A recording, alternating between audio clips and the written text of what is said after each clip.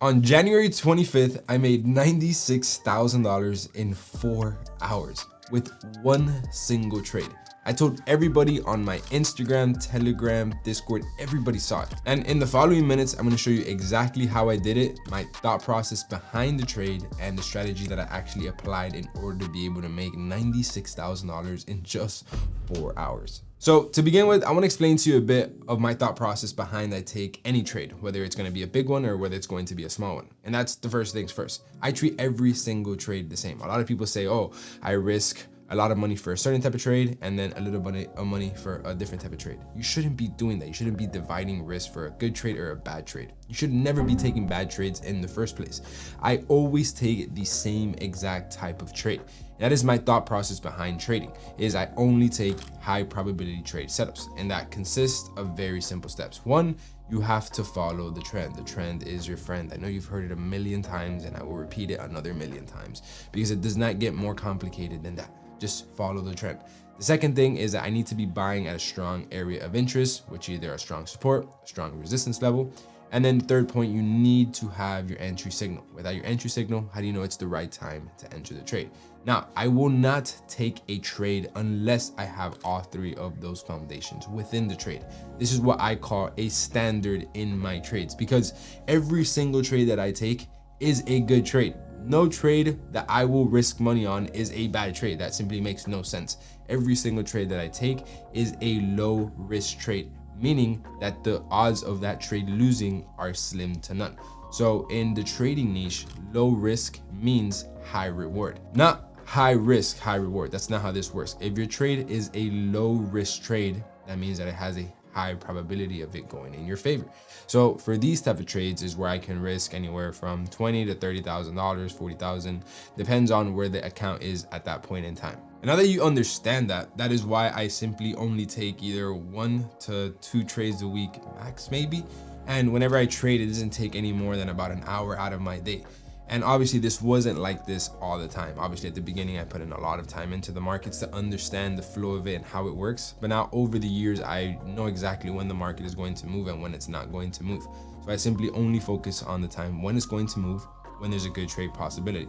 So when you learn these key foundations, trading becomes so easy. So now that you understand that, let me actually show you what I mean by getting into the charts, right? So right here we have the trade that I took on January 25th. You can see all the way down here how you can see Thursday, the 25th of January, 2024 at about 8 o'clock in the morning is when I ended up taking this trade. And if you notice, I entered multiple positions because I am following the trend. I am continuing where the market is going. I'm not trying to catch a falling knife. As the market is going down, I'm like, okay, now it has to stop and it has to reverse. That is so hard. Why would you want to catch a falling knife? If the knife is going down, you simply just push it down. You make it continue to go faster to the downside. That's exactly what we did here. And if something is rising to the upside, we simply just push it up. We go with it. We don't want to go against it. So as of right here, you can tell how Euro USD on the higher time frames, such as the daily time frame, such as the weekly time frame, all time frames at this point of when we were taking this trade right around here, it was heading to the downside. You can see how we have a big left head and a right shoulder, and how we retested the neckline, retested the EMA, retested structure point. If we go down to the 4 hour, you can see how we're rejecting the 4 hour EMA. We're having a 4 hour bearish engulfing candlestick. Everything that we would look into getting into a trade, it's happening at this very point right in front of us. As you can see, we have the rejection from the EMA, the rejection from the structure. When we go down to the lower time frames, this is where we would actually be looking to enter the trade. Because again, I use the higher time frames to understand of where the market is headed. Is it headed up or is it heading down? After we understand that it is heading down, then that is where we would go into the lower time frames to actually look for a very precise and a very tight entry.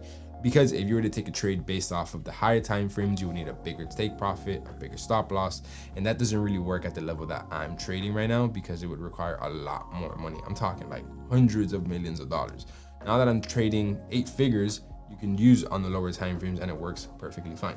So this is where I entered the trade right here on the 30-minute time frame. Pretty much once it created a left head and a right shoulder.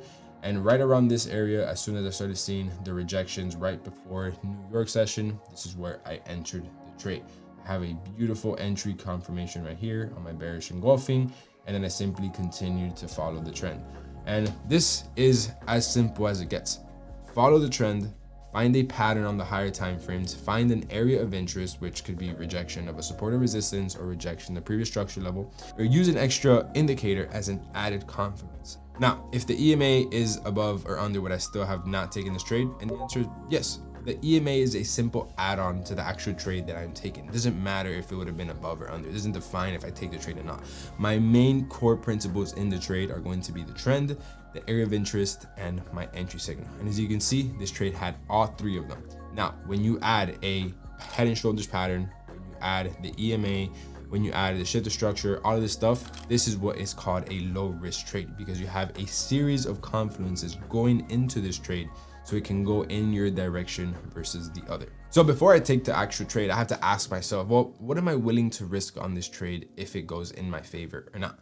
And I usually risk anywhere from 10, 20 to maybe $30,000. In this trade, I actually happened to risk $30,000 on this trade, which was about normal risk because I always use a minimum of a 1 to 2 risk to reward. So if I were to risk $30,000, the minimum that I have to gain when I win is $60,000. This trade just happens to go to a 1 to 3 risk to reward, where it gave me the $90,000 in profit. Because I usually stop it at a 1 to 2, but in this trade I applied the set and forget, and it played out extremely well, and the trend continued to go to the downside. If I would have continued to hold this trade, I could have easily made over $250,000, but I was not looking for that in this trade. I stuck to my plan and I cut my profits at where I was ready to close them. And if the trade continued to go down, I was perfectly fine with it because I was content with the profits that I was going to make. And if I'm basing my overall direction in the market, let's say with the daily time frame, and that is the area of interest that I'm rejecting from in order to enter the trade,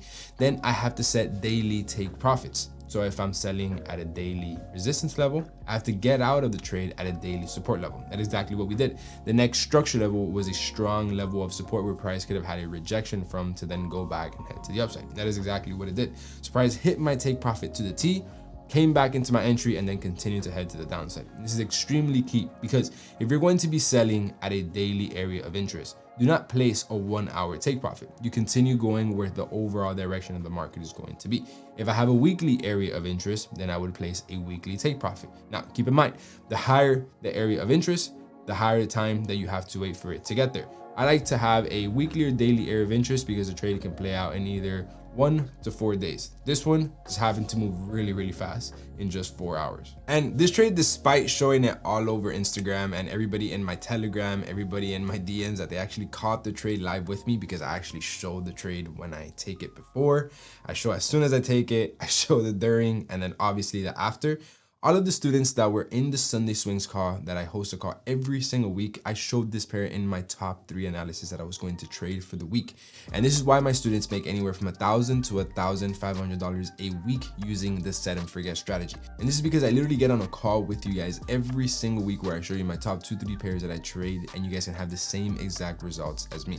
If you're wondering what set and forget is, and if you want to know more about it, simply click the link below. I have a video there for you that explains exactly what we are about and how it lets anywhere from my students to make anywhere from $1,000 to $1,500 a week as a beginner set and forget trader. I hope this video was useful for you guys. If you guys want to see any more videos, make sure you guys go check the other videos in my channel, which are extremely educational. If you want to know more about the set and forget, simply click the link in the description below, and I'll see you guys in the next video. See you guys.